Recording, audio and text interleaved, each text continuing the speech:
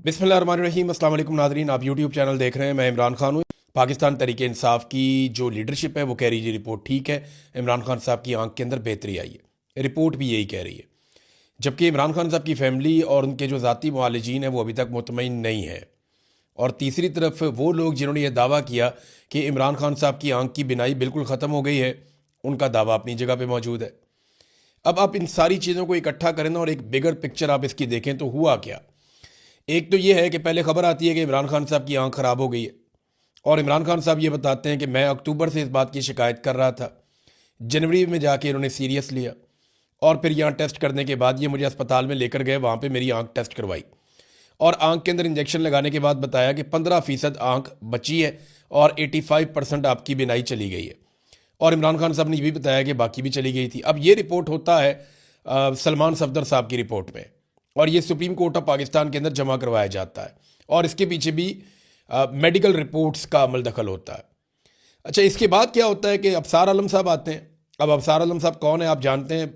Military establishment से उनका क्या ताल्लुक है, नून लीग की हुकूमत से उनका क्या ताल्लुक है, वो खुद हुकूमत है, आप जानते हैं अच्छी तरह। तो अफसार आलम साहब आकर ये दावा करते हैं कि इमरान खान साहब की आंख की बिनाई बिल्कुल चली गई है। अब कुछ और भी जो टाउट्स हैं वो आते हैं, वो भी दावा करते हैं कि इमरान खान साहब की बिनाई बिल्कुल चली गई है। अब बराह रास्त खबर तो या तो पाकिस्तान की मिलिट्री एस्टेब्लिशमेंट के पास है या उन डॉक्टरों के पास है जो चेक कर रहे हैं। बराह रास्त कोई खबर ना तो इमरान खान की फैमिली के पास है, ना उनकी पार्टी के पास है, ना हमारे पास है, क्योंकि मौका ही नहीं मिला इमरान खान को मिलने से। जो ज़राए के हवाले से खबर आती है वो हम आप तक पहुंचाते हैं, लेकिन उसमें भी वो खबर वहीं से जनरेट हो रही है जहां से पाकिस्तान की मिलिट्री एस्टेब्लिशमेंट चाह रही है। इमरान खान साहब तक बराह रास्त एक्सेस तो बड़े अरसे से इन्होंने बहुत ज़बरदस्त तरीके से कंट्रोल की हुई है। अब जो ज़ाती मुआलिजीन है इमरान खान साहब के या उनकी जो फैमिली है, वो ये जो मौजूदा रिपोर्ट है इसके ऊपर मुतमईन नहीं है। इस रिपोर्ट में कुछ चीज़ों की कमी भी है। यानी मेरी एक एक्सपर्ट से बात हुई, वो यहाँ पे आई स्पेशलिस्ट हैं बरतानिया में, डॉक्टर कामरान आफ्ताब अहमद, FRCS भी हैं, और ये रेटिना स्पेशलिस्ट हैं जो बीमारी इमरान खान साहब को है। उन्होंने कोई नुक्ते उठाए, उन्होंने कहा जी रिपोर्ट अधूरी है। यानी इस रिपोर्ट में मरीज़ से मुतालिक 20% मालूमात भी नहीं है, बल्कि रिपोर्ट में ऐसी चीज़ें लिख देंगे। वो पॉलिटिकल लोगों से भी हमने मुशावरत की, उनको बुलाया, उनको बताया ये गैर ज़रूरी है, मेडिकल रिपोर्ट के अंदर ये चीज़ें नहीं होती। लेकिन यहाँ पे ये भी बताया गया कि जनाब वो बैरिस्टर गौर और अल्लामा राजा नासिर अब्बास साहब से भी हमने उनको भी बताया और डॉक्टर्स को भी बताया, तो ये चीज़ें गैर ज़रूरी है, ये मेडिकल रिपोर्ट के अंदर ये चीज़ें नहीं होती, प्रोफेशनल मेडिकल रिपोर्ट ये नहीं है। हाँ, ये बनाई गई है सुप्रीम कोर्ट ऑफ पाकिस्तान को मुतमईन करने के लिए, तो वो फिर रिपोर्ट उन्होंने ऐसी बनानी थी। बहरहाल जो डॉक्टर से मेरी बात हुई, उन्होंने 2-3 चीज़ें बताई। उन्होंने कहा एक तो ये रिपोर्ट ही मुकम्मल नहीं है, इसमें जो आई प्रेशर है उसका जिक्र ही नहीं है। जो ड्रॉप्स डाले जा रहे हैं वो आई प्रेशर को हैंडल करने के लिए, कंट्रोल करने के लिए डाले जाते हैं, लेकिन इस पूरी रिपोर्ट में कहीं पे आई प्रेशर का जो एक उनकी आंख के अंदर जो एक प्रेशर जनरेट हो जाता है उसका दबाव का कहीं पे कोई जिक्र नहीं है। ये 10 से 20 तक मैक्सिमम होना चाहिए, इससे ऊपर नहीं जाना चाहिए, तो इसके बारे में कोई तस्करा नहीं है। दूसरा, उन्होंने कहा कि जितनी नज़र एकदम ठीक हो गई है ये पॉसिबल नहीं है। वो कहते हैं जी मैंने अपने पूरे करियर में ऐसा कोई केस नहीं देखा। वो ये कहते हैं कि अगर पहले 85% आंख खराब होने का दावा किया गया और बाद में ये दावा किया गया कि 70-80%, कुछ लोग 95% कह रहे हैं कि आंख ठीक हो गई है, तो ये दोनों दावे आपस में मैच ही नहीं करते। ये ह्यूमनली और साइंटिफिकली वो कह रहे हैं जी पॉसिबल नहीं है। मामला या तो पहले वाली रिपोर्ट इनकी झूठी है और गलत है, या ये वाली जो रिपोर्ट अब आई है ये झूठी है या गलत है। ये बात जो है वो डॉक्टर्स का कहना है। इमरान खान साहब की फैमिली और उनके जो ज़ाती मुआलिजीन है वो तो मुतमईन नहीं है। सलमान अकरम राजा साहब ये कहते हैं कि डॉक्टर कुरैशी जो गए थे वो हमारी रिकमेंडेशन के ऊपर गए थे, पाकिस्तान तहरीक इंसाफ की, और डॉक्टर कुरैशी भी यही क्लेम कर रहे हैं कि अब इमरान खान साहब की आंख के अंदर बेहतरी आई है और मजीद बेहतरी भी आ सकती है। तो ये तो बड़ी अच्छी बात है। देखें, अगर इमरान खान साहब की आंखें ठीक हो रही हैं और उनकी आंख के अंदर जो बिनाई का मसला है वो सॉल्व हो रहा है, तो इससे ज़्यादा बेहतर बात कोई हो नहीं सकती। मैंने लोगों को बड़ा इस्तराब में देखा, बेशुमार लोगों ने मैसेजेस किए, नौजवान मैसेजेस करके कह रहे थे कि हम अपनी आंख देना चाहते हैं इमरान खान साहब को, डोनेट करना चाहते हैं। हालांकि इसमें डोनेशन नहीं हो सकती इस बीमारी में, लेकिन नौजवान ये कह रहे थे। बेशुमार ख़वातीन व हज़रात के मैसेजेस आ रहे थे, वो दुआएं कर रहे थे। खाना काबा में लोग दुआएं कर रहे थे, लोग मस्जिद नबवी में दुआएं कर रहे थे, लोग अपने घरों में दुआएं कर रहे थे। लोगों ने बहुत दुआ की है इमरान खान साहब की आंख के लिए। अल्लाह रब्बुल इज़्ज़त दुआओं का सुनने वाला है। लेकिन जो डॉक्टर मेरी बात हुई जिनसे, वो कहते हैं जी ऐसे नहीं है। अफसार आलम साहब ने देखें, वो एक तरफ वो ये कह रहे थे कि आंख ख़त्म हो गई है, और भी बहुत सारे लोग ये इस तरह की बातें कर रहे थे, बहुत वसूख से ये बात कर रहे थे। अब सवाल ये पैदा होता है कि ये जो लोग ये बातें कर रहे थे, क्या ये अफरा तफरी फैलाना चाहते थे? तो फिर तो अब सारा आलम साहब पे मुकदमा दर्ज होना चाहिए कि जनाब आपने बिनाई खत्म कर दी। हालांकि ऐसी कोई सच्ची खबर मौजूद नहीं थी, ये उन्होंने ही कहा ना, और उन्होंने कहा कि बड़े बावसूख जराए से मैं कह रहा हूं। अब नवाज शरीफ के ये आदमी है, खास आदमी है, और एस्टेब्लिशमेंट जिनका जो ताल्लुक है वो सारी दुनिया अच्छी तरह जानती है। इमरान खान साहब की फैमिली आज के दिन में एक मौक़िफ़ देगी और वो पॉइंट ऑफ व्यू अपना सामने रखेगी कि इमरान खान साहब की आंख की सेहत के बारे में उनका क्या कहना है और उनका मुतालबा क्या है। अभी तक जो पार्टी मुतालबा कर रही है, बाकी लोग कर रहे हैं कि फैमिली की मौजूदगी में जो ज़ाती मुआलजीन हैं उनकी मौजूदगी में कुछ टेस्ट किए जाएँ और इमरान खान साहब के हवाले से उनको आज़ादाना टेस्ट करने दिए जाएँ ताकि कन्फर्मेशन हो जाए कि इमरान खान साहब की सेहत कैसी है। बहरहाल अब क्योंकि पूरा निज़ाम हुकूमत कंट्रोल कर रही है तो हुकूमत ही जानती है, लेकिन एक बात तो कंफर्म हो गई है कि इमरान खान साहब की आंख ख़राब ज़रूर हुई थी। और ये बात भी कंफर्म हो गई है कि ये जो आंख ख़राब हुई है ये हुकूमत और पाकिस्तान की मिलिट्री एस्टेब्लिशमेंट की मिली भगत से ख़राब हुई है। अब ये इन्होंने जानबूझकर बदनीयती से ख़राब की है या इनकी नाअहली है, ये समझ नहीं पाए। ये चीज़ें तो इंक्वायरी हो तो पता चलेगा, लेकिन इंक्वायरी पाकिस्तान में अब कौन करेगा? यानी आसिम मुनीर साहब इमरान खान साहब को कंट्रोल करते हैं तो उनकी इंक्वायरी कौन करेगा या कौन चेक करेगा? मिलिट्री एस्टेब्लिशमेंट का आपको पता है पाकिस्तान में तोती बोलता है, ताकत उनके पास है। आज तो ये किसी को जवाबदेह है ही नहीं। दूसरी जानब जो पाकिस्तान तहरीक इंसाफ का एहतजाज चल रहा है वहाँ पे कुछ तादाद लोगों की बड़ी है स्वाबी में, कुछ और जगहों पे लोग एहतजाज करते हैं फिर चले जाते हैं, सड़क बंद करते हैं फिर खोल देते हैं। तो मुख्तलिफ जगह पे अलग अलग तरह का एहतजाज चल रहा है। पार्लियामेंट के बाहर से जो बंदे गिरफ्तार किए गए थे पाकिस्तान तहरीक इंसाफ के, उनमें 2 MNAs और 4 MPs के ऊपर मुकदमा दर्ज किया गया है। और जो मुकदमात उन पर दर्ज किए गए हैं ज़रा उनकी नौइयत आप चेक करें। जो MNAs हैं और MPs हैं उनके पास इक़दाम कत्ल के, दहशतगर्दी के और पुलिस एहलकारों पर फायरिंग के, यानी रेड जोन में फायरिंग हो गई, किसी को पता ही नहीं चला, हंगामा आराई, पुलिस एहलकारों पर फायरिंग, असला छीन लिया, संगीन नताइज की धमकियां, इक़दाम कत्ल, दहशतगर्दी। ओ भाई ये कौन से वाक़यात हो गए इस्लामाबाद में जिसका किसी को पता ही नहीं चला? रेड जोन के अंदर फायरिंग हो जाती है और किसी को पता ही नहीं चलता। ऐसे बेवकूफ़ हैं, मुकदमा बनाते हुए भी नहीं सोचते, वो बनी बनाई तहरीरें पड़ी हैं, पकड़ के बंदों के नाम डाल देते हैं। अब उसके अंदर जो MNA शफकत ऐवान है, पता चला जी वो भी इसके अंदर है, MNA उमर असलम वो भी इसके अंदर है, और कुछ MPs हैं जिनमें रिफत शाह, सरफराज डोगर, मलक असद और तैयब राशिद, ये 6 लोग गिरफ्तार हुए पाकिस्तान तहरीक इंसाफ के। इनके ऊपर जनाब मुकदमात डाल दिए गए हैं। अब नाज़रीन पाकिस्तान तहरीक इंसाफ की ना एक बड़ी अजीब सिचुएशन बन गई है। एक तो देखें वो एहतजाज कर रहे हैं, वो एहतजाज जिस तरह का कर रहे हैं वो एहतजाज में गिना ही नहीं जाता। यानी पार्लियामेंट हाउस के अंदर जाकर बैठे हुए हैं वहाँ पे और कह रहे हैं जी हमारा धरना है। अब इस तरह का धरना तो हमने पाकिस्तान की सियासी हिस्ट्री में नहीं देखा।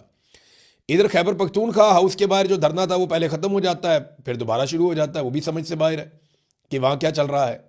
पार्लियामेंट लॉजिद वालों की कोई खबर आ ही नहीं रही, पता ही नहीं चल रहा।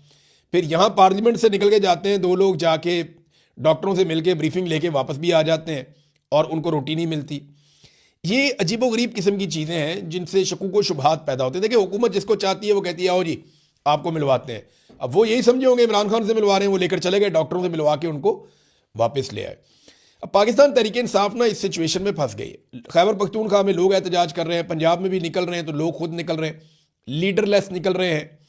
और लीडरशिप जो है वो बाकायदा लोगों को कॉल करके ऐसा सच बुला नहीं रही कि तुम लोग आओ यहाँ पहुँचो, या लोग खुद लेकर नहीं आ रहे। उसकी एक वजह है, मैं आपको बता देता हूँ। अगर इन्होंने 1,00,000, 1.5 लाख, 2 लाख बंदा इकट्ठा कर दिया ना सवाबी में, तो वो लोग ये कहेंगे कि चलो इस्लामाबाद, फिर वो क्राउड कंट्रोल नहीं होगा। और अभी कोई ऐसा लीडर भी नहीं है जो उस क्राउड को कंट्रोल करे। और ग्राउंड के ऊपर सच्ची बात यह है कि पाकिस्तान तहरीक इंसाफ की तैयारी नहीं है। देखिए मैं बार बार ये कहता हूँ, बड़ी सपोर्ट है, बड़ी सपोर्ट है, ये 2/3 अक्सरियत के साथ अभी आप इलेक्शन करवाएं, इमरान खान नाकों चने चबवा देगा सारों को, ये इलेक्शन जीत जाएगा बड़े आराम से, सबको पता है, आसिम मुनीर साहब भी जानते हैं। सपोर्ट बहुत ज़्यादा है पाकिस्तान तहरीक इंसाफ की, लेकिन ग्राउंड के ऊपर तैयारियाँ, जो तंजीमी तैयारियाँ होती हैं वो नहीं है। अगर आपने एक तहरीक चलानी है, एक लॉन्ग मार्च करना है, एक धरना देना है, आपको उसके लिए लॉजिस्टिक्स चाहिए होते हैं, आप उसके लिए तैयारियां करते हैं, आप कंटेनर बनाते हैं, कारकुनों को तैयार करते हैं, कारकुनों की ड्यूटियां लगाते हैं, आपको पता होता है कहाँ कहाँ से कौन कौन बंदा लोगों को लेकर आएगा, किस तरीके से होगा। हाँ ये ज़रूर है कि अगर कोई इनकलाब ही आ जाए पाकिस्तान में, पूरा पाकिस्तान बाहर निकल आए और पूरा पाकिस्तान मामला अपने हाथ में ले ले, फिर तो 2-4 दिन की गेम है, फिर तो मामला बिल्कुल उलट जाएगा। लेकिन अगर वो नहीं होता और एक पॉलिटिकल पार्टी के तौर पे आपको बड़ा एहतजाज करना पड़ता है, तो मैं ये साफ बात कहना चाहता हूं कि उसकी तैयारी नहीं है। अगर गुज़िश्ता चंद महीनों में ये रैलियां की गई हैं, जलसे जुलूस किए गए हैं, इनकी जगह पे अगर ग्राउंड पे प्रॉपर तैयारी की जाती, जिसको इमरान खान साहब ने कहा था स्ट्रीट मूवमेंट, अगर उसकी तंजीमी सतह के ऊपर तैयारी की जाती, नौजवानों को पता होता, उन सबके पास उनकी ड्यूटीज होती हैं और वो सारे जुड़े होते हैं आपस में राब्ते में, तो ये ज़्यादा बेहतर बारगेनिंग पोजीशन में होते। लेकिन ग्राउंड पे तैयारी नहीं है। मकबूलियत बहुत है, अवाम के अंदर पजीराई बहुत है, अवाम जो है वो लायामल भी मांगती है। लेकिन देखिए, आप एक हजूम को लेकर नहीं चल सकते, आपने बाकायदा ऑर्गेनाइज तरीके से जाना होता है, उसकी तैयारी नहीं है। और अगर इनकलाब आ जाए तो अलग बात है, वो हमने पंजाब में तो देखा नहीं अभी तक, ना सिंध में देखा, ना बलूचिस्तान में देखा। लोगों को निकलना चाहिए अपने हक के लिए, और एक दिन लोग निकलेंगे, मैं ये जानता हूं, लेकिन फिलहाल ऐसा कुछ दिखाई नहीं दे रहा।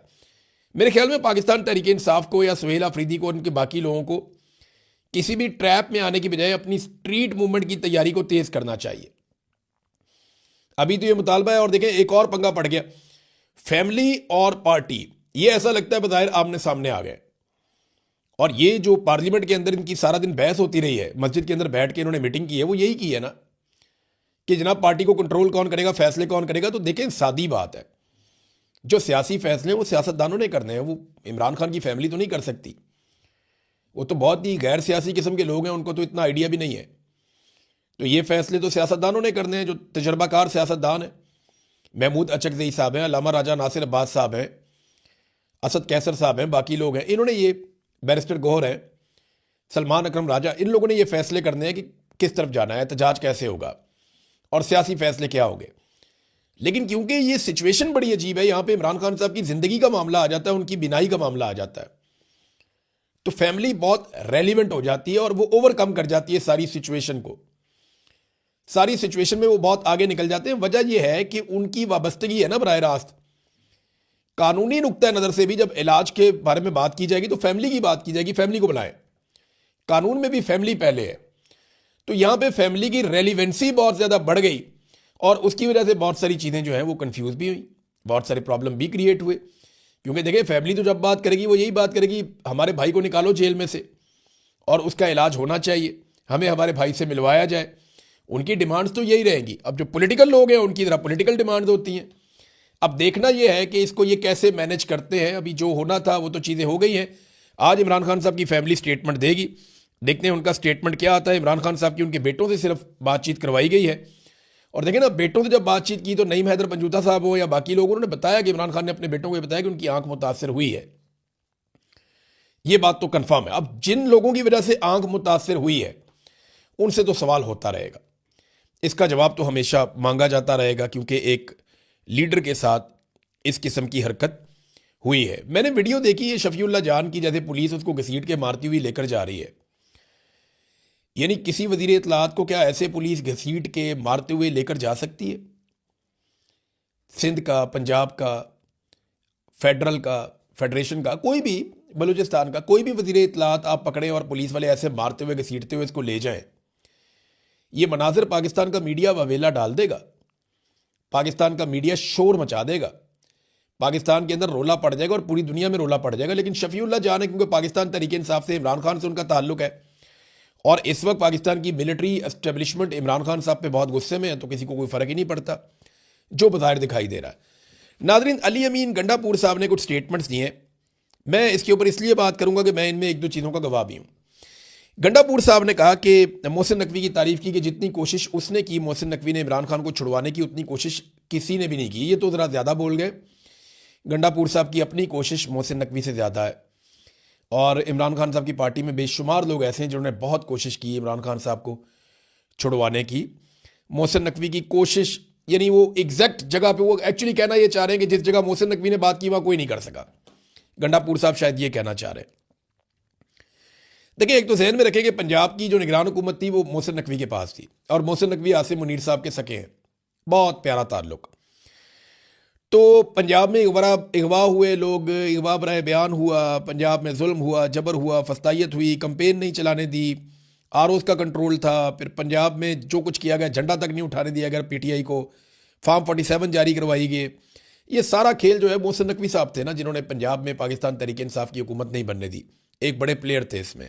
दूसरा, बतौर वजीर दाखिला बाकायदा धमकी लगाकर 26 नवंबर का कत्लेआम किया मोहसिन नकवी ने, और वो उनके ऊपर ये इल्ज़ाम भी है, ये तो अली अमीन गंडापुर भी ये बात करते हैं। फिर आसिम मुनीर साहब के पीछे जो एक शख्स या मुख्तलिफ दिमाग जो काम करते हैं, उनमें एक मोहसिन नकवी का दिमाग भी है, और ये बहुत अहम आदमी है आसिम मुनीर के लिए, और बहुत अहम दोनों के ऊपर भी आसिम मुनीर के साथ रहा। तो मोहसिन नकवी ने इमरान खान को, पीटीआई को बहुत नुकसान पहुंचाया, इनकी बनती हुई हुकूमत नहीं बनने दी। और आसिफ अली जरदारी मोहसिन नकवी को अपना बेटा कहता है, और नवाज शरीफ वगैरह भी अब मोहसिन नकवी के बहुत करीब हैं। तो मोहसिन नकवी ने इन दो पॉलिटिकल पार्टीज को ज़बरदस्ती इक़्तिदार में लाने के लिए पूरा खेल खेला। लेकिन इमरान खान को छुड़वाने के लिए, देखें अब ये मैं आपको बताता हूँ, मेरी जब गंडापुर साहब से मुलाकात हुई, जब वो वज़ीर आला बने, तो उसके कुछ अरसे के बाद उन्होंने ये कहा कि मैं इमरान खान को बातचीत के ज़रिए से छुड़वाऊँगा। मैंने उन्हें कहा जी इमरान खान ने तो आपको एहतजाज का टास्क दिया कि आप अपनी कंपेन चलाएँगे, आप एहतजाज की, और आप एक तहरीक बनाएंगे। तो उन्होंने कहा नहीं, वो मैं, आप मेरे से लिख कर ले लें, इमरान खान अगर कभी भी छूट कर आएगा तो वो ये बातचीत के जरिए छूट कर आएगा, वैसे इमरान खान नहीं छूटेगा। उन दिनों में मोहसिन नकवी साहब के साथ भी मुलाकातें हो रही थी गंडापुर साहब की, और बहुत मुमकिन है कि गंडापुर साहब को कंट्रोल करने के लिए या उन्हें दिखाने के लिए उन्होंने, मोहसिन नकवी साहब ने आर्मी चीफ के सामने ये बात की हो, आसिम मुनीर के सामने, कि जी इमरान खान साहब के बारे में कुछ सोचें या उन्हें छोड़ें या ये मामला रिजॉल्व करें, और इससे गंडापुर साहब ने ये तासुर लिया हो कि ये बंदा इमरान खान को छुड़वा सकता है। ये ऐसा नहीं है, इन्होंने इमरान खान को नहीं छोड़ना इस तरह। मैं ये जानता हूँ ज़ाती तौर पे कि जब तक कौम नहीं छुड़ाएगी ये इमरान खान को नहीं छोड़ेंगे, या जब तक कोई बहुत बड़ा बैरूनी दबाव नहीं आएगा तब तक इमरान खान को नहीं छोड़ेंगे, या जब तक इमरान खान साहब कोई डील नहीं बना लेंगे या कोई इनके साथ मफाहमत नहीं कर लेंगे या कोई रास्ता नहीं निकालेंगे, कोई अंदरूनी बैरूनी दबाव नहीं आएगा, तब तक इमरान खान को नहीं छोड़ेंगे, चाहे कोई भी कहता रहे। ये गंडापुर साहब ने कह तो दिया, लेकिन मेरे ख्याल में थोड़ा ज़्यादा बोल दिया। बहुत सारे और लोगों ने बड़ी कोशिश की है, जिनमें गंडापुर साहब खुद भी शामिल हैं, शायद मोहसिन नकवी से ज़्यादा ही उन्होंने जोर लगाया होगा। गो कि उन्होंने बहुत बड़ी बड़ी गलतियां भी की और लोगों से झूठ बोला उन्होंने, जिसकी वजह से लोग उनके खिलाफ भी हो गए। अगर वो लोगों के सामने सच रखते शुरू से तो शायद लोग इतने उनके खिलाफ ना होते। तो सनम जावेद के बारे में उन्होंने बड़ी अजीबोगरीब बात की है गंडापुर साहब ने। हालांकि सनम जावेद ने सोशल मीडिया से दुश्मनी ले ली थी गंडापुर के लिए, लेकिन बड़ी उन्होंने अजीब, यानी अखलाकियात से नीचे जा रही थी वो बात जो उन्होंने की सनम जावेद के बारे में। तो नामुनासिब है, ऐसी बात नहीं करनी चाहिए। ख़वातीन के बारे में जब आप कुछ बात करें ना, तो आपको अल्फाज के चुनाव में भी मुहतात रहना चाहिए। ये पहले भी मुहतात नहीं रहते, पहले भी गंडापुर साहब ऐसे बातें कर जाते हैं। इन्होंने मरीम नवाज़ के बारे में भी इसी तरह के एक दो दफ़ा अल्फाज बोल दिए थे, बाद में पाकिस्तान तहरीक इंसाफ को शर्मिंदगी उठानी पड़ी थी। तो अब एक और बात उन्होंने की, उन्होंने कहा जी ये ड्रोन हमले और जो ऑपरेशन हैं वो मेरे दौर के अंदर नहीं हो रहे थे, इस दौर के अंदर जो हालात हैं वो ख़राब हैं। तो इसका जवाब तो जो मौजूदा हुकूमत है सुहेल अफरीदी उनको देना चाहिए, और वो बताएं कि उनके दौर में ड्रोन हमले ज़्यादा क्यों हो रहे हैं। वो ये भी बताएं कि उनके दौर में ऑपरेशंस ज़्यादा क्यों हो रहे हैं, और क्या उन्होंने ऑपरेशंस की इजाज़त दी है दूसरे तरीके से। ये अब जवाब देना पड़ेगा सुहेल अफरीदी को, क्योंकि अली अमीन गंडापुर साहब ने कैटेगोरिकली जो है वो ये बताया कि उनकी हुकूमत ज़्यादा बेहतर इन मामलात में परफॉर्म कर रही थी। और अगर वो अदादोशुमार गंडापुर साहब के देखें तो फिर उनकी बात ठीक लगती है। तो इस पर सुहेल अफरीदी साहब को ज़रूर रिस्पॉन्ड करना चाहिए। शेर अफजल मरवत साहब आए, वो आकर मिले, वहाँ पे सुहेल अफरीदी साहब को भी मिले, बाकी लोगों को मिले, लेकिन सुहेल अफरीदी फिर उठ के निकल गए वहाँ से। उन्हें नागवार गुजरा ये कहाँ पे आ गया शेर अफजल मरवत। पिछले चंद दिनों में नज़र नहीं आए, लेकिन आज वो सूटेड बुटेड होके पहुँच गए, और उन्होंने आते ही कह दिया जनाब कि खैबर पख्तूनख्वा के जो रास्ते हैं वो खोल दिए जाएँ और 5 लाख नौजवानों को रावलपिंडी इस्लामाबाद पहुँचाया जाए और ये बंद किया जाए। तो वो एक नया मिशन लेकर आ गए थे। बारह तो मेरे ख्याल में तैयारी नहीं है अभी पाकिस्तान तहरीक इंसाफ की ग्राउंड के ऊपर, वो दिखाई नहीं दी तैयारी। तो अगर वो तैयारी करने में अपना टाइम लगाते पिछले चंद महीने, तो आज पोजीशन कुछ और होती। उन्हें बाकायदा तैयारी करनी पड़ेगी ग्राउंड के ऊपर, टेक्निकल बुनियादों के ऊपर, तो उसके बाद वो चैलेंज कर पाएंगे इस निज़ाम को, अदरवाइज़ वो नहीं कर पाएंगे। देखें ना, अभी जो स्वाबी में लोग बैठे हुए हैं उनकी तादाद बेशक बढ़ रही है, लेकिन वो किसी लम्हे भी 10,000 लोग वहाँ इकट्ठे नहीं हुए। एक लम्हे के लिए भी 10,000 लोग वहाँ पे इकट्ठे नहीं हुए। बाकी सूबों की जो हालात है वो भी आपके सामने है। तो इनको बहुत ज़्यादा तैयारी की ज़रूरत है, सपोर्ट इनके साथ बहुत है, लेकिन ग्राउंड पे तैयारी नहीं है। अब तक के लिए इतनी, अपना ख्याल रखिएगा, अपने चैनल का भी। अल्लाह हाफ़िज़।